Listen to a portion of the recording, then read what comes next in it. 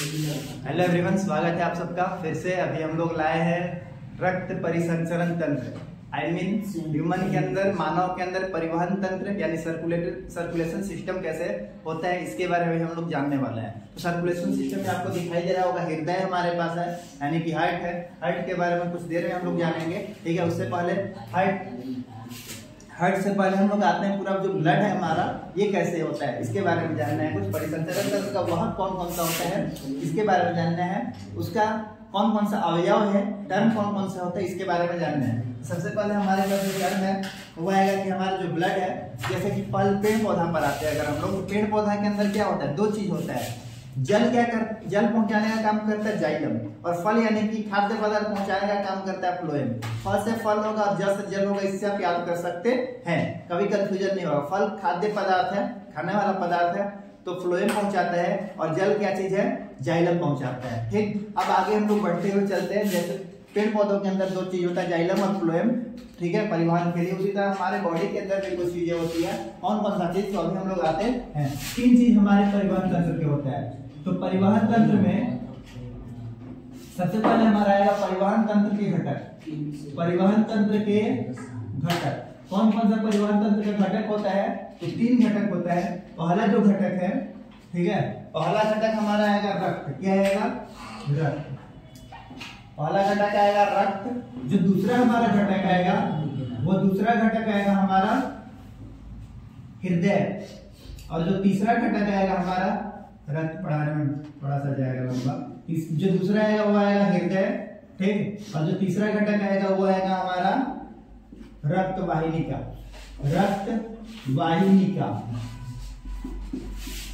तो आगे हम लोग आते हैं, रक्त के बारे में डिस्कस करेंगे। रक्त जो होता है, रक्त का पीएच मान होता है 7.4, जिससे हमें पता चल रहा है कि इसका नेचर जो होता है वो बेसिक होता है। रक्त का पीएच मान अगर कोई पूछे, तो रक्त का जो पीएच मान होता है, रक्त का पीएच मान होता है 7.4। कहने का मतलब है रक्त क्षारीय होता है। क्या होता है, क्षारीय होता है, अम्लीय नहीं होता है। रक्त का पीएच मान हम सबको अभी पता चला। आगे हम लोग क्या देखेंगे, रक्त जो होता है कितने चीजों से मिलकर बना होता है, दो चीजों से मिलकर रक्त हमारा बना होता है। पहला जो होता है रक्त के अंदर, ठीक है, रक्त के अंदर एक पार्ट होता है ठोस। क्या होता है, ठोस, और एक पार्ट होता है द्रव। द्रव यानी कि एक पार्ट होगा हमारा तरल, और एक पार्ट जो होगा वो होगा हमारा ठोस। जो तरल पार्ट होगा, तरल पार्ट पूरे ब्लड का 55% होगा। जो ठोस भाग होगा वो होगा पूरे रक्त का 45%, ठीक है। तरल वाले का नाम होगा प्लाज्मा। तरल वाले का नाम क्या होगा, प्लाज्मा। तरल वाले का नाम होगा प्लाज्मा। ये जो प्लाज्मा होता है, प्लाज्मा के अंदर जो जल होता है ना, इस प्लाज्मा के अंदर क्या क्या चीज होगा, तो जल होगा। क्या होगा, जल। जल होगा 90% प्लाज्मा के अंदर, और जल के बाद होगा प्रोटीन। क्या होगा, प्रोटीन। प्रोटीन होगा प्लाज्मा के अंदर 7%। कितना परसेंट होगा, 7%। दो इंपॉर्टेंट चीज है जो एग्जाम में पूछते हैं, जल कितना प्रतिशत होता है प्लाज्मा के अंदर, तो बोलेंगे हम लोग 90%। जल कितना परसेंट होगा, 90%। पूछेगा प्लाज्मा कितना परसेंट होगा, तो प्लाज्मा होगा हमारा 7%। कितना परसेंट होगा, 7%। ये सबसे ज्यादा इंपॉर्टेंट है। इसके बाद अकार्बनिक लवण होगा और कुछ ग्लूकोज होगा। अकार्बनिक लवण जो है वो कितना परसेंट होगा, अकार्बनिक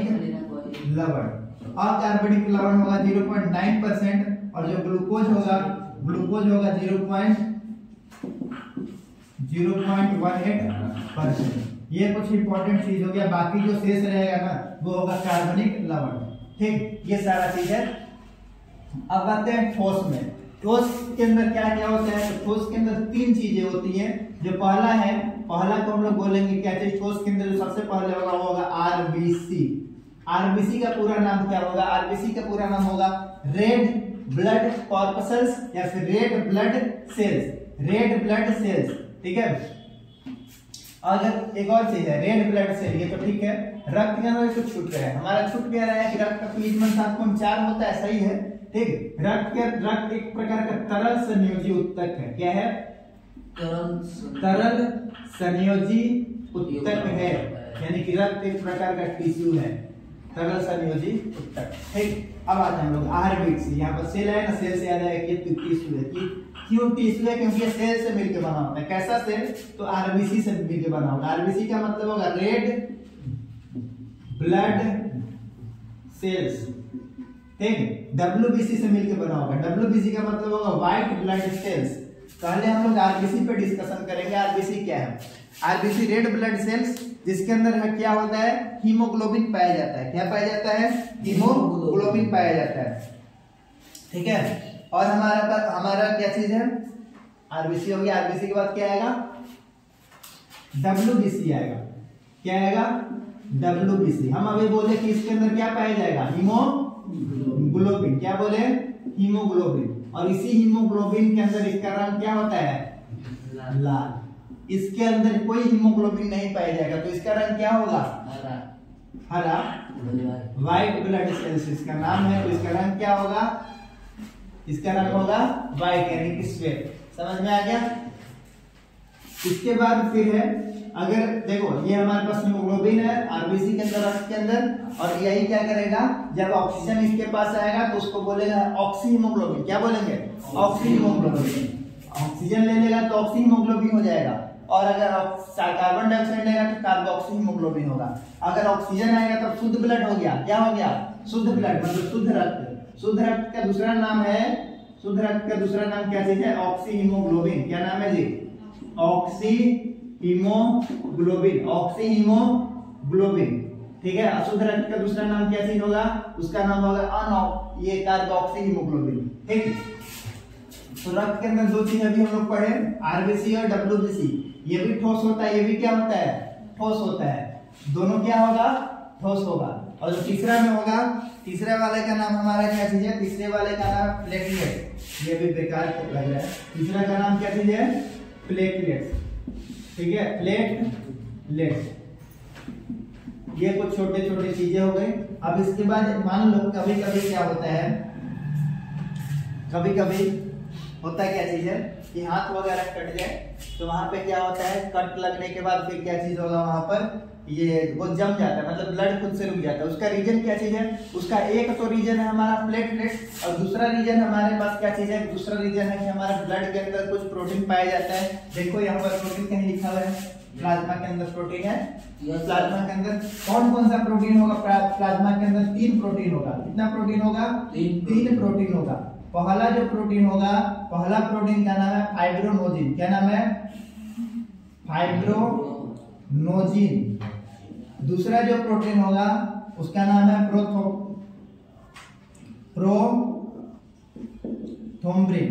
तीसरा जो प्रोटीन होगा उसका नाम है हिपैरिन। क्या नाम है? हिपैरिन। ठीक है, ये 3 प्रोटीन होगा, और यही 3 हमारा कितना परसेंट है? 7% है प्रोटीन। ठीक, ये सब क्या करेगा? ये 3 प्रोटीन ब्लड क्लॉटिंग का भी काम करेगा। किसका काम करेगा जी? ब्लड क्लॉटिंग का। किसका काम करेगा? ब्लड क्लॉटिंग का, जिसमें ये सबसे इंपॉर्टेंट रोल प्ले करता है हिपैरिन ब्लड क्लॉटिंग। ठीक है, ब्लड क्लॉटिंग क्या काम करेगा? ब्लड क्लॉटिंग मतलब रक्त का थक्का जमाने में, इसमें रक्त का थक्का जमाने में हेल्प करता है।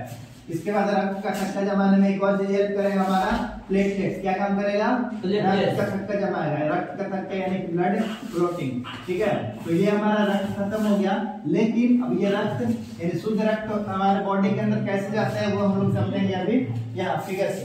ठीक, फिगर से ध्यान दो। सबसे पहले देखोगे शांति से, सबसे पहले क्या चीज हम लोग जाने? रक्त 3 घटक था। रक्त पहला घटक है, रक्त के बारे में सारा चीज जान लिए। दूसरा घटक हमारा हृदय। दूसरा घटक क्या है? हृदय। और तीसरा घटक है रक्त वाहिनी का, छोटा छोटा सा पाइप।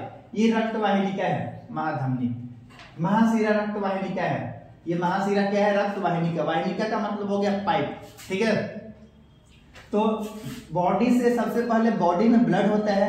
बॉडी के प्रत्येक भाग से ब्लड को लाने का काम करेगा अग्र महाशिरा। महाशिरा ये, और ये पश्च महाशिरा बॉडी से ब्लड को लाने का काम करेगा। देख सकते हो यहाँ पर एरो लगा हुआ है, इसका मतलब ब्लड आ रहा है। यहाँ भी एरो लगा रहेगा, यानी कि ब्लड जाएगा बॉडी के अंदर से, यहाँ से जाएगा, यहाँ से जाएगा। हृदय के अंदर इंटर किया, देख रहे हो एरो यहाँ लगा हुआ है, हृदय के अंदर इंटर कर रहा है ब्लड। इंटर कर रहा है, इंटर करते हुए नीचे की तरफ आएगा। अब पहले इंटर किया, ठीक है, कहाँ इंटर करेगा? सबसे पहले इंटर करेगा दायां अलिंद में। देखो ये रक्त जो हमारा हृदय है 4 भाग में बंटा होता है, ऐसे तुम लोग को बेटर ढंग से समझ में आएगा। देखो ऐसे 4 भाग में बंटा रहेगा, कितना 4। तुम्हारा हृदय 4 टुकड़ा में आराम से 4 रूम में बंटा हुआ होगा। कितना रूम में? 4 रूम। पहला जो रूम है, ऊपर वाला जो रूम है फर्स्ट फ्लोर, ठीक है, और ये ग्राउंड फ्लोर। फर्स्ट फ्लोर पर आएगा हमारा अलिंद, क्या आएगा? अलिंद। ऊपर है तो अलिंद, क्या आएगा? अलिंद, ठीक है। और नीचे है तो नील, नीचे है तो नील, यानी फर्स्ट फ्लोर पर आएगा अलिंद और ग्राउंड फ्लोर पर आएगा नील जो नीचे है, ठीक। न से नीचे और न से नील, समझ में आ गया। एक तरफ हमारा एक बायां साइड और एक क्या है? दायां साइड है। बायां साइड में जो आएगा उसको हम लोग बोलेंगे बायां अलिंद, दायां साइड में जो आएगा उसको बोलेंगे दायां अलिंद। ये समझो पहले, बायां साइड में जो नीला आएगा उसको बोलेंगे बायां नीला, जो दायां साइड में नीला आएगा उसको क्या बोलेंगे? क्या बोलेंगे? बायां साइड में जो दायां साइड में नीला आएगा उसको दायां नीला, ठीक। डायरेक्शन बताना है, और नीला अलिंद तो हमें पता है। तो सबसे पहले ब्लड इंटर करेगा तो सबसे पहले दायां अलिंद में इंटर किया, इंटर करने के बाद ब्लड नीचे की तरफ आएगा, समझ में आया। ब्लड लिक्विड था, लिक्विड अगर ऊपर से गिरा हो तो नीचे ही आएगा, सबको पता है। तो ये नीचे की तरफ आएगा, नीचे की तरफ होते हुए गया तुम्हारा नीले में चला गया।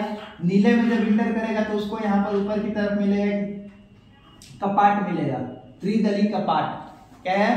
त्रिदली कपाट, ठीक। इस त्रिदली कपाट को क्रॉस करते हुए ब्लड फिर चला जाएगा तुम्हारा यहाँ पे, ठीक। ऊपर महाधमनी है, महाधमनी से फिर होते हुए ब्लड तुम्हारा निकल जाएगा। एक तो वैसे निकला, ठीक।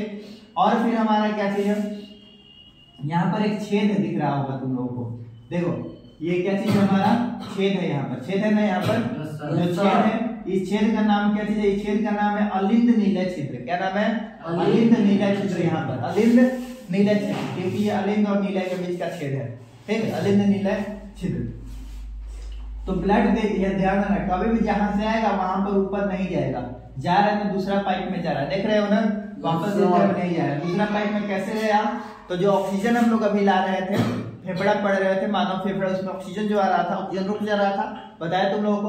तो जो ऑक्सीजन था वो ऑक्सीजन से मिलाकर, ऑक्सीजन से मिलकर तो ब्लड यहाँ पे चला गया। यानी जब आ रहा है तो ये अशुद्ध ब्लड है। कैसा है? अशुद्ध। समझ में आया? अशुद्ध रक्त है। और जब यहाँ से निकल रहा है तो ये शुद्ध होकर निकल रहा है। कैसा निकल रहा है? शुद्ध। तो निकलने का काम कौन कर रहा है यहाँ पर? महाधमनी। समझ में आया? कहाँ से निकल रहा है? धमनी से निकल रहा है, धमनी से निकल रहा है, ठीक है। तो हम लोग क्या चीज बोलेंगे? अशुद्ध रक्त को लाने का काम करता है महाशिरा, निकालने का काम करता है महाधमनी। समझ में आ गया? अब यहाँ पर ब्लड आएगा, ब्लड आने के बाद फिर से यहाँ ऊपर की तरफ जाएगा, फिर से यहाँ महाधमनी से निकल जाएगा। इस तरह से ब्लड आएगा। और ब्लड को इसके लिए 2 बार जाना पड़ता है। कितना बार? 2 बार हृदय से होकर गुजरना पड़ता है। कितना बार? 2 बार हृदय से गुजरना पड़ता है। तो इसीलिए हम लोग बोलते हैं द्विपरिसंचरण तंत्र। ह्यूमन के अंदर द्विपरिसंचरण तंत्र होता है। कितना परिसंचरण तंत्र होता है? द्विपरिसंचरण तंत्र, यानी कि डबल सर्कुलेटरी सिस्टम होता है ह्यूमन के अंदर। ह्यूमन यानी कि हम सब मानव के अंदर डबल सर्कुलेटरी सिस्टम होता है। एग्जाम में पूछेगा कि हमारे